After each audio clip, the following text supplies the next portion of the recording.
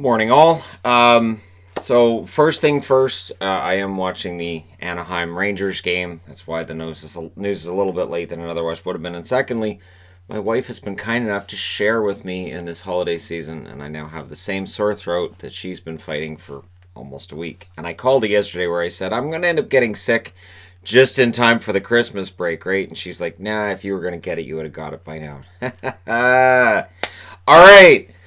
News of the day. First bit of news of the day. This is newsworthy in that Mark Borowiecki has stated that he's not fighting right now because he's in his contract year. He doesn't have any reassurance of what he's going to make next year.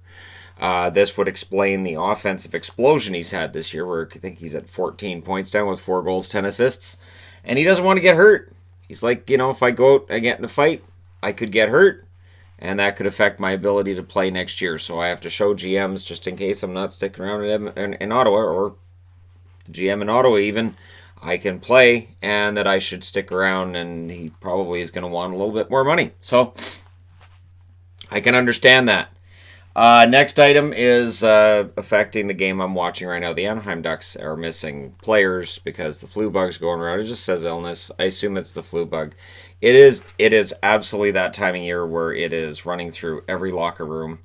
There are some teams putting out rosters that really don't look very good. The Ducks today is a good example.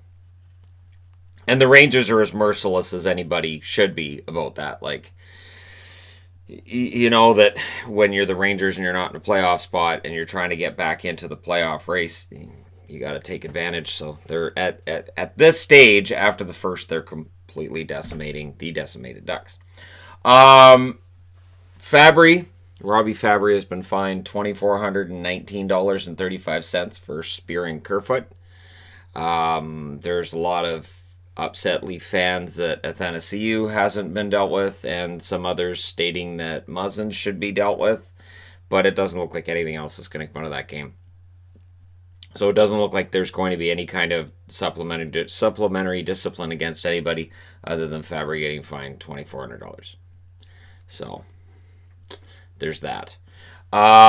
Extension talk. Braden Holtby will not be talking extension with the Washington Capitals until after the season is over. This is a team thing.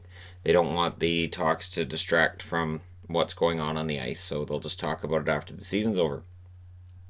It does get kind of dicey for Washington because they could very well go on a nice long playoff run, and you could have very little time in between when you're eliminated from the playoffs or you win a Stanley Cup and free agency arrives. And for Braden Holtby, it could be tempting to just go to market at that point.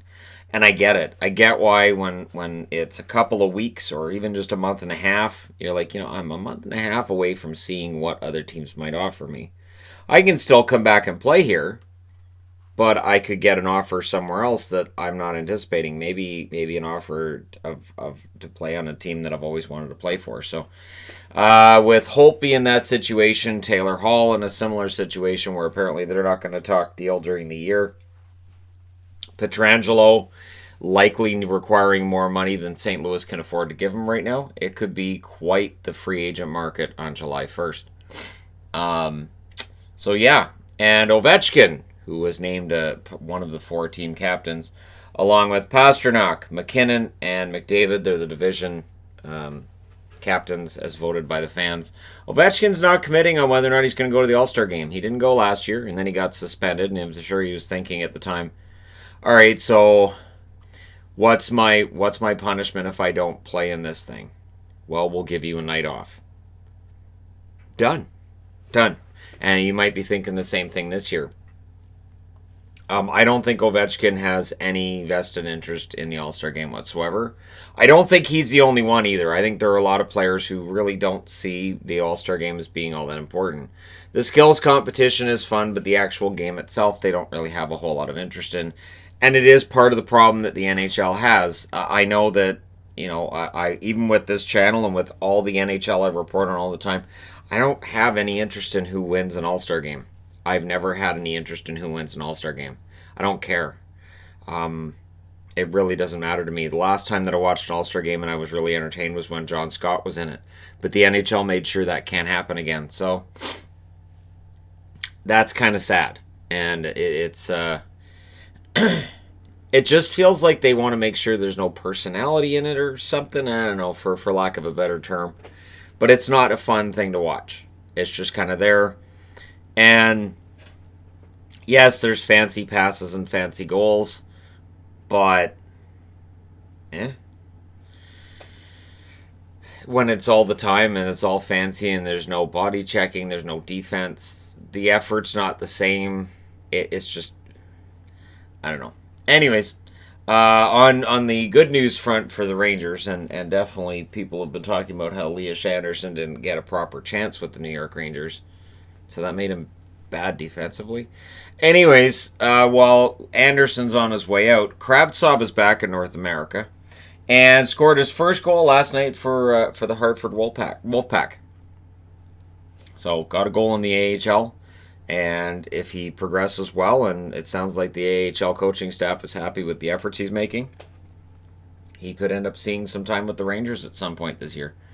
It's interesting, too, because the Rangers are a pretty good scoring team, and one thing I've noticed today, and I agree with the coach on this, coach is talking about them passing too much and not taking the shot when it's there. Yeah, they're still doing that. So if Kravtsov can be that sniper, might be a good idea to call him up before the season's over and see if he can translate that skill to the NHL level. So keep an eye on him in Hartford. He may be one of those guys who ends up coming up sooner rather than later for a Rangers team that needs to string some wins together in a division that's darn near impossible to get into the playoffs with. So Kravtsov suddenly on the upswing again. Now, Winter Classic. Is it too early to look at the 2021 Winter Classic? No, it's not. Don't say that it is. Don't do that. Chris Johnston's reporting that it'll be hosted apparently at Target Field. The Minnesota Wild will host the Winter Classic in 2021, and they're considering the Jets as possible opposition for the Wild. I have a feeling that's probably because the Jets have so many nice old-fashioned jerseys that they could wear. Both of their recent Heritage jerseys have been great. And if they get a Winter Classic, what could be better than them throwing on the other logo that they wore in between that one that they have on the Heritage jerseys right now and the one they have right now, and just have that other one with the nice stylized jet. It's a very nice jersey. It'd be nice to see that in a Winter Classic. And of course, Minnesota, you can't go wrong with a Minnesota Wild jersey. You really can't. And I know people will try to point out certain ones they haven't liked as much as others. Even for me, the red one that I didn't like at first, it grew on me. Absolutely grew on me. The word mark, I wasn't a big fan of at first. It ended up being a jersey I liked a lot. So Minnesota can't really do any wrong when it comes to their jerseys, and that would be a very fun game to watch. So there you go. That's the news of the day so far. We will have further news of the day, I would think, maybe later, probably tomorrow, depending on how my voice is doing and all that. If I follow the same path as my wife has, my voice will have some issues sooner rather than later in all likelihood, but I'll nurse it along as much as I can so that I can make videos and then just rest it other than that. So there you go. Let me know your thoughts in the comment section below as always. Don't forget to hit like and subscribe if you're browsing your way through. You just happened upon this video. Thank you guys so much for watching. We're 3 days away from Christmas, so happy holidays to everybody who celebrates, and if you don't, well, have a wonderful week yourself as well. And keep in mind there will be a live stream on this channel on Christmas Day. We do that every year. And tomorrow is Monday, which means it's Patreon live stream day. So that will be going on tomorrow. I have to iron out a time with my wife as well. So yeah, thank you guys so much for all your support. I will talk to you again soon.